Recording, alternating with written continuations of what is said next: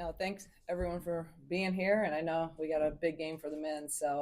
And then obviously Coach B's after me, which is the real reason you guys are all here. But thank you for, humoring me and asking me questions.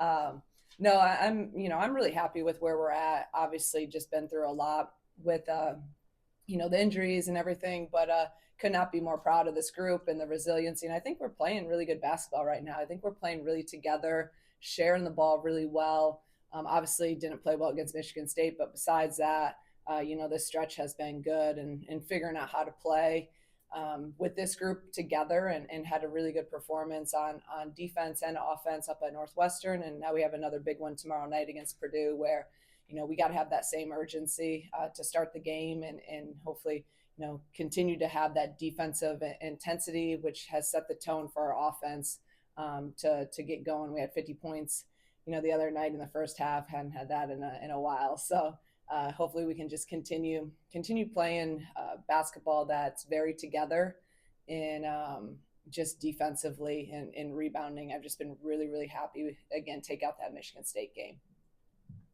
Shauna, despite the obvious negative of Kyra and Gretchen out for the year, has this stretch, since that's become a final thing, brought a clarity of roles and an ability to go forward in that way? I think so. It was a tough stretch for all of us to kind of wrap your head around, and especially for me as the leader.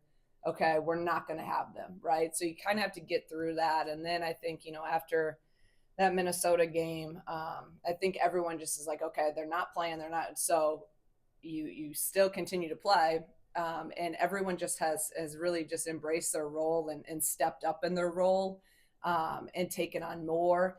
And sometimes, no one likes to only play 6 or 7, but sometimes when you can just go out there and play. And I mean, you can make mistakes. I can't really bench you. I mean, let's just be honest. You can kind of play with a little bit more freedom. And I just, it's been really enjoyable to coach the last, how many games, just because I just am so grateful for how much they're pouring in to one another and into their belief and their resiliency.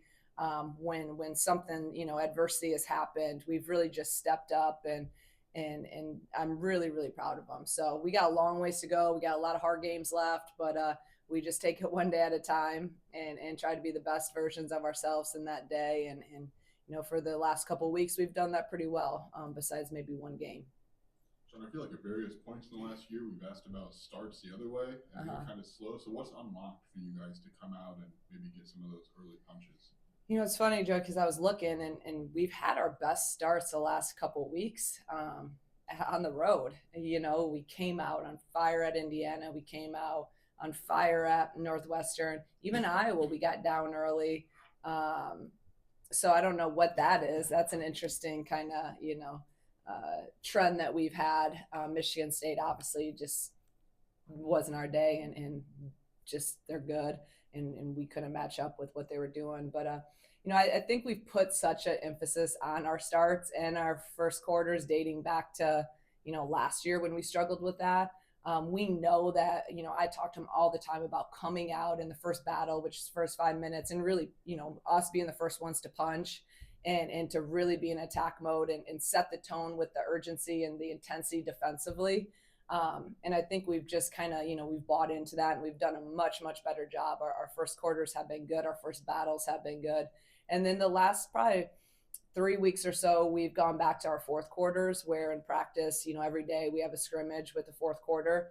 And I give them a different scenario, in that last 4-minute battle, if we're up, if we're down, and then we play out that. And I think that's really helped us. That was after the Minnesota game where and that was on me. I did not do a good job in the fourth quarter. We didn't execute it well at all. And we should have had that game. So really being intentional in that fourth quarter setting.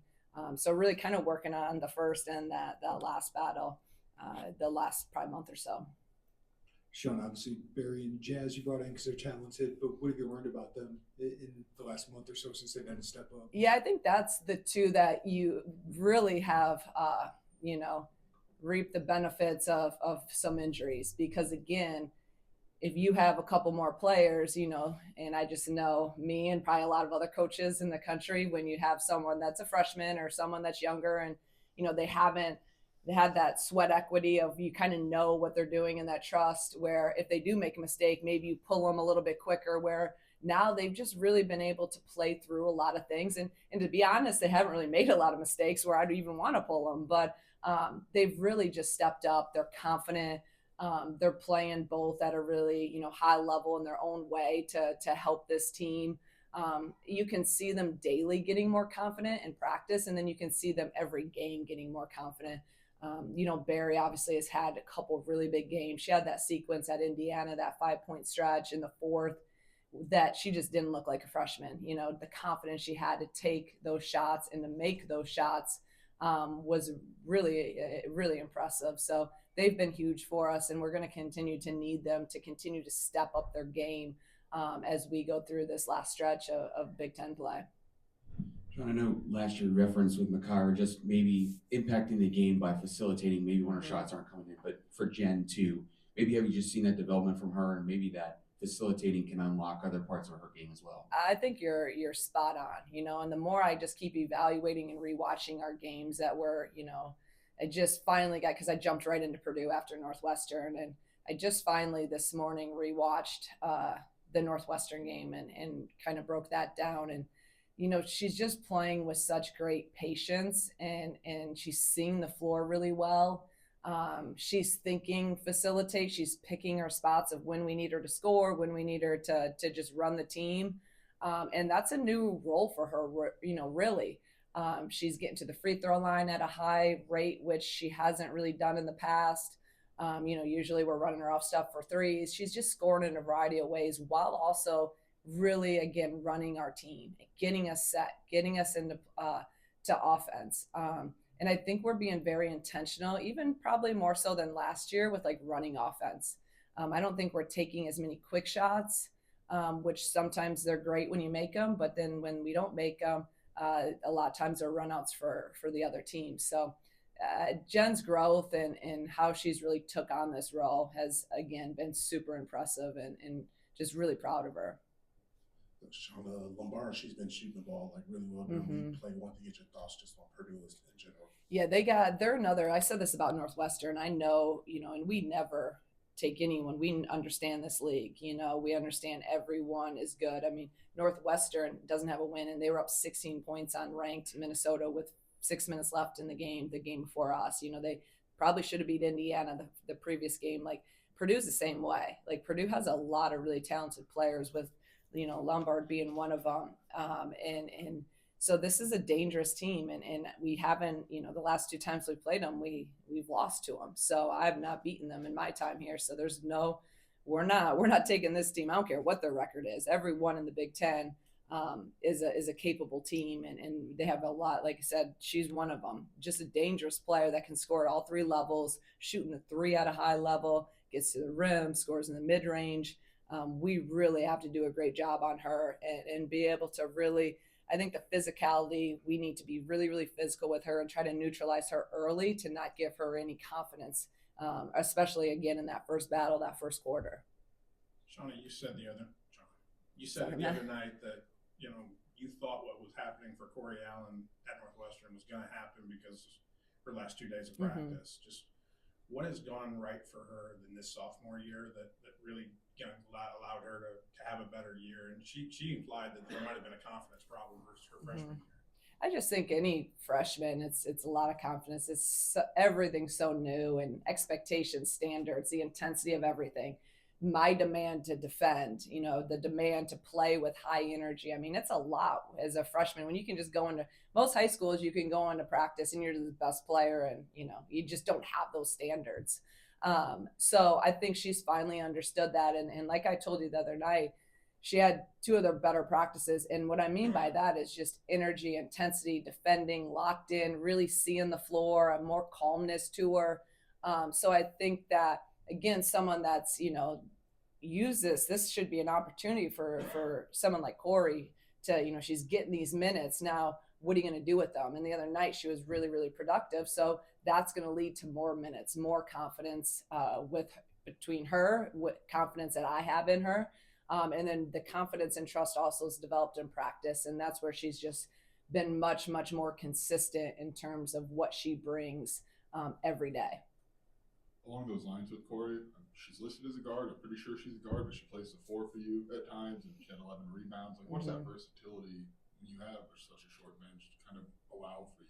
Yeah, that's what is awesome about really all these guys. We've just kind of thrown them in different positions, and they've all just accepted it, and like they're not saying, you know, they just learning it. Like Corey's playing point guard. She's literally plays 1 through 4 for us.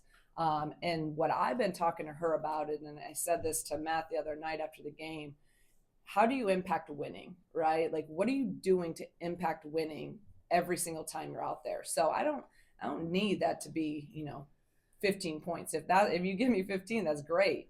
But rebounding, defense, you know, the intensity, the energy, diving for loose balls, that's how you can impact winning and get more minutes. And that's where I think she's finally taken an understanding to that. And for her to go out there and have the rebound she did, her defensive consistency is much better. And she's just playing really, really hard. When you do that, like for me, I give my guys the answers to the test. Like it's very black and white of how you can play here. If you play really hard, you defend and you rebound and you do the little things, I'm going to find you minutes to play. And I think that she's now accepted that, doing that, and making an impact on winning. Coach, how much of that ability to handle adversity would you attribute to the leadership of Kendall Bostic? And is that kind of enhanced with the injuries and the shortened roster? I think, you know, with KB and all of our seniors, and especially, you know, I mean, our whole senior group, they're just so determined. You know, they know it's different when you know this is your last year. I mean, they have 0 eligibility years left. I wish they had more, but they've used them all. So they understand that, and they're just like, okay, nothing is messing up my senior year. And I tell that every year. I say that to our seniors. I use another word in there, but I say, don't let anyone up your senior year. Was that the PG version of it? Because it's your senior year. You can't let anything mess it up. No distractions, no excuses, no injuries, whatever it is. Like, you got 1 year left, and make sure everyone's doing what they need to be doing. Make sure that you're doing what you need to be doing. And I think those seniors are they're really embracing just day to day and being really present. And they're just having a lot of fun and joy playing the game right now. And that's fun to coach. So this senior group we've been through a lot in our 2.5 years. And I think those 2.5 years has prepared them to kind of handle some of this adversity and be great leaders through it all. Shauna, not only do you lead the conference in free throw shooting, but you also top 5 in the conference in getting to the free throw line. Just how much of a key has that been, and an emphasis maybe for you is with the maturity of this group? No, it's been huge this year, and it's been something that we kind of, you know, thrive on and accept it as our identity. You know, we've kind of found ways. Every year has been a bit different, right? Our first year we shot the 3 at a high level. Last year, not as much. Now this year, you know, we're not shooting as many or as high percentage, but how are we manufacturing points? You know, we're defending at a high level, holding teams to not that many points, and then we're getting to the free throw line. I think I saw, we're top in the conference, and we're top, I think, 15 in the country at free throws made a game. So you got to find ways each and every year, each and every game of how can you manufacture points. And especially right now, you know, you don't just lose those 2 caliber players with 20 some points apiece, and Makaira could go off any night for 20, and Gretchen as well. So we're having to be very intentional with how we're playing, the plays we're running, and then manufacturing points in any way possible. And right now that has been through the free throw line. Have you been more intentional about getting back into Phoenix, even though you're down in numbers? It seemed like at Northwestern that no matter who got the ball off the glass, you were just going. There was no outlet pass. No, we were really, really sharp in Phoenix at Northwestern. And, you know, we've had great success in transition against Northwestern in our time. And we were, you know, continuing to just remind our guys and emphasize that Phoenix is a weapon when we utilize it to be one. And when we're defending and getting stops and rebounding clean, then that's the steps in it. So yeah, we couldn't get it out, you know, in a Michigan State because we weren't getting as many stops. They're getting layups. But those other games, Indiana, it was working well. Iowa, I think we've actually really cleaned it up in the last couple weeks and kind of got back to who we are in Phoenix. There's going to be, though, times, and I've said this now with kind of where we're at in our depth, maybe in the fourth, we're going to be a little bit more selective in the fourth, especially in a tight game, of when we want to run, when we want to push that, and then when we want to just run offense. And that'll be more kind of depending on the time, score, and the situation.